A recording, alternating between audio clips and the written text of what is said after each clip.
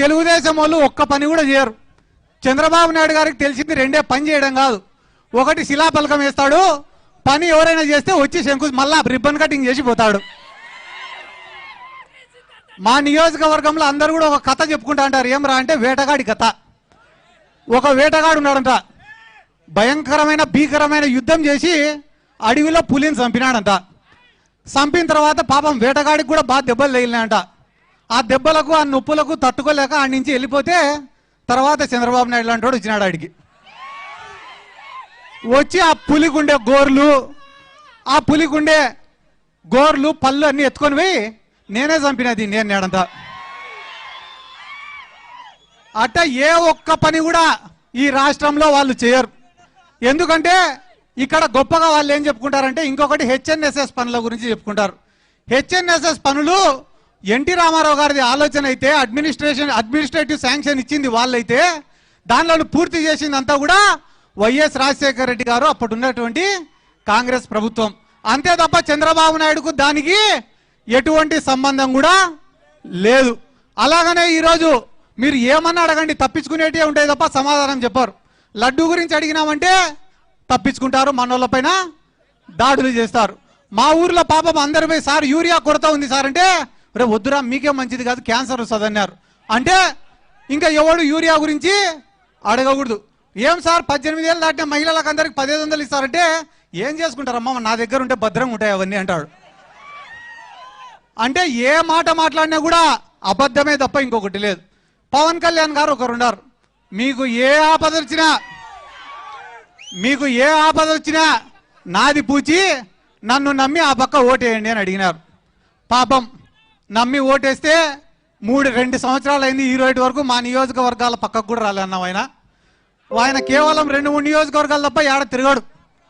కాబట్టి ఒక్క మాట మీకు అందరికీ చెప్పేదన్నా, ఇక్కడ వేదిక మీద ఉన్న పెద్దలకు అందరికీ నా రిక్వెస్ట్ ఏమరా అంటే, రాయలసీమకు కానీ మీ నెల్లూరు జిల్లాకు కానీ ఎక్కడికి నీళ్లు పోవాలన్నా మా నందికొట్కూరు తాలూకా నుంచే పోవాలా.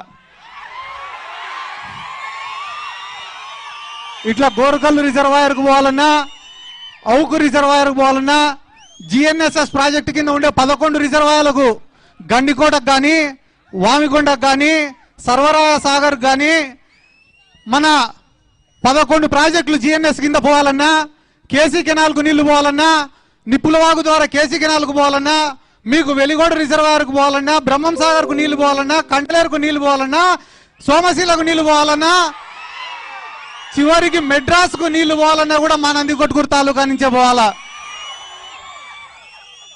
శ్రీశైలం ప్రాజెక్టు కోసం భూములు కోల్పోయింది మేము. ఈ రోజుకి 98 జీవో కింద ఉద్యోగాలు రాలేని చెప్పి 100ల మంది రోడ్లు పట్టుకొని తిరుగుతా అంటే వాళ్ళ బాధలు చూడలేక కన్నీళ్లు పెట్టుకుంటా అనేది మేము.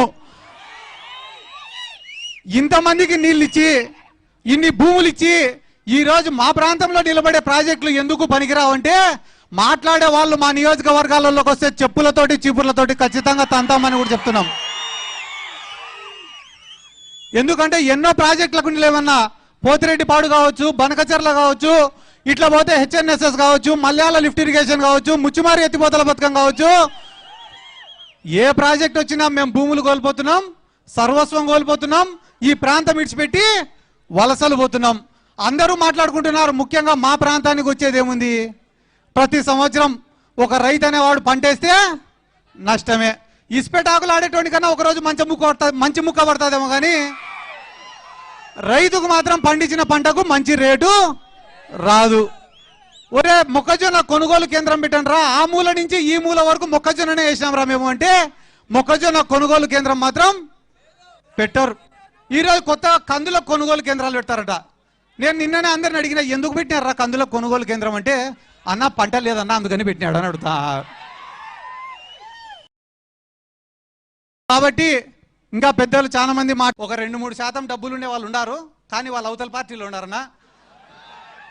కాబట్టి 2-3% డబ్బులు ఉండే వాళ్ళు ఉన్నారు, కానీ వాళ్ళు అవతల పార్టీలో ఉన్నారన్నా. కాబట్టి వ్యవసాయం లాభసాటి కన్నా జరగాల, లేదా ఏమన్నా పరిశ్రమలన్నా రావాలా, లేదా వ్యవసాయానికి సంబంధించిన పరిశ్రమలన్నా రావాలా, లేదా ఒక అగ్రికల్చర్ యూనివర్సిటీ రావాలా. మీలాంటి పెద్దలు పోయి జగన్ సార్కు చెప్తేనే మా లాంటి వాళ్ళ కష్టాలు తీరుతాయన్నా.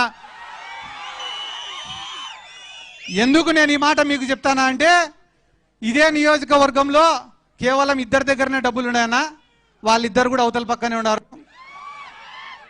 వాళ్ళకేంలే, నేను ఏడైనా కనిపిస్తే నా మీద విమర్శలు చేయడం తప్ప వేరేదేం చేత కాదు.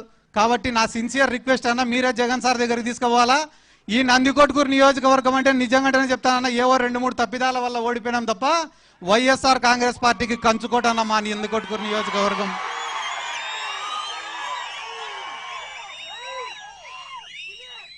రేపు ఇప్పుడికిప్పుడు ఎన్నికలు జరిగినా కూడా భారీ మెజార్టీతో మనం గెలిచడం ఖాయం ఈ నియోజకవర్గంలో.